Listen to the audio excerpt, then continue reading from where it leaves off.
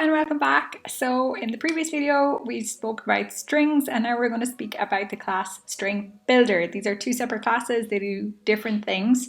So before we begin though, please subscribe to my channel if you want to see more videos, and also give it a thumbs up and comment below if you like the video. Thanks very much. So now we're just going to go to StringBuilder. So there's 4 different constructors with StringBuilder. The biggest difference with StringBuilder is that it's dynamic, so it's mutable, which means it can be changed.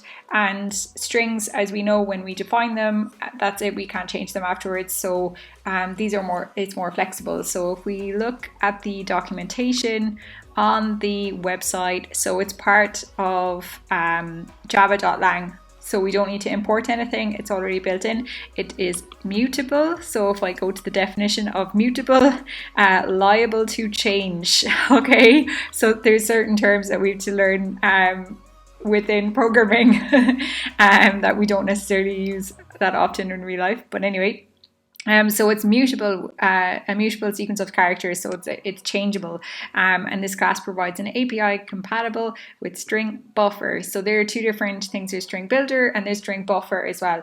StringBuilder are not thread safe, but StringBuffer is thread safe.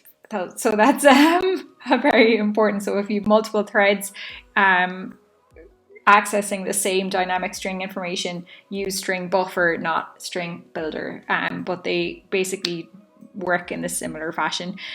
So here we have the class. It's final, obviously we can't change it, and it's part of the java.lang package, which we know here. And when I go down here, here are our 4 constructors. So we have a constructor with no characters in it, no characters, and initial capacity. So the initial capacity of all string builders is 16. And when you see this run in the program, you will see that it adds 16 characters at the end of some of these as well. So we have string builder character sequence, and then we have a string builder string which goes into it. So let's get to it. So I've done just a simple program here to show the string builder, and I've just called it buffer 1, 2, and 3. And you can see there's one that's empty. This is the capacity one, there's 10, and let's give it a run. And you can see what the output is. So empty, and then 10, but it actually has 10 plus 16, so that's important to know. And then we just output it. We use the escape characters as before, and our placeholder is %s because it's a string. Yay. So the benefit with StringBuffer and also StringBuilder is that they are dynamic, so they're mutable, but string itself is not mutable. So there's also some performance to note as well. So Java can perform certain optimizations involving string objects, so referring to a string object from multiple variables, because it knows that these objects will not change. But if it does change, then we obviously have to use StringBuilder or StringBuffer, so that's important, but they do similar things. So the initial capacity is 16. And then the other things to know is if the original capacity is less than the arguments, the method ensures a capacity that's greater, that's the greater of the number specified as the argument and twice the original capacity plus 2. So, but we'll get to that now. So we have here our string builder, which I've called buffer as new string builder, and that's what I passed through to it. Hello, how are you? So we have our system out printf, and then our buffer, which we're going to use the toString, which is lovely, our toString always. So our toString is going to show, you can see here, a string consisting of exactly the sequence of characters. So it's just going to output it to the screen. Then it will show up our length. So again, with string class, with StringBuffer class, and with StringBuilder class, we can use the .length to get the length of it. And also the capacity. So this returns the current capacity. So the capacity is the amount of storage available for newly inserted characters beyond which an allocation will occur. So here we've set it to 75. This is the minimum. So ensuring the minimum can be useful for performance. So if you have if you already know that it's quite a large amount with your strings, then if you set a minimum, the performance will be better. So it's optimized it a little bit better within the computer. Otherwise, if it has to grow each time, so if you've already set it beforehand, it's good as the minimum. So then we output it to the screen as an integer, and it just prints out the buffer capacity after we've set it. Then we set a length of 10, and we show what the length is, and then the two strings. So if I run this now,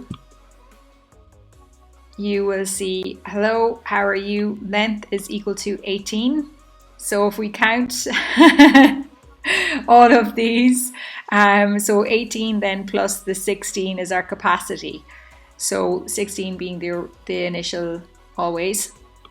75 then is set to ensure the minimum capacity, and if we have here, it just prints out 75 again here, and then it sets the length then to 10, and it prints it out as string is equal to hello and how. So that's our main part of our string builder. So I think that's everything for now. So setting its capacity to high at the beginning will increase performance. Dynamically increasing can be relatively long time, so it's good to have it already set to high if you already know that it's going to be high. And the other thing as well to remember is that there are the programs that use perform string concatenations or other string modifications. It's often more efficient to implement the modifications using the class StringBuilder. Okay, so that's it for today. I'm going to continue on with StringBuilder in the next one because we have methods like char at and set char at, get char at, and reverse. So these are all similar to the string, and we can use them as well with StringBuilder. And then we're going to go to look at length, capacity, set length, and everything. So which we've done just there, but appending methods. So we have an overloaded append method that we can use as well. Okay, thanks for watching. If you liked the video, please give it a thumbs up. If you give me some feedback through the comments as well, if it's too fast or too slow, let me know. I kind of ran through that as well. So, but it's all available here as long as you know how to use it and why you're using it and what the benefits are, and then how to maybe optimize some performance as well. So setting the minimum as setting the capacity is already high when you know it's already going to be high is also important. So this is our biggest benefit with it, is that it's mutable sequence character of characters. And yeah, so that's it. Thanks for watching. Bye.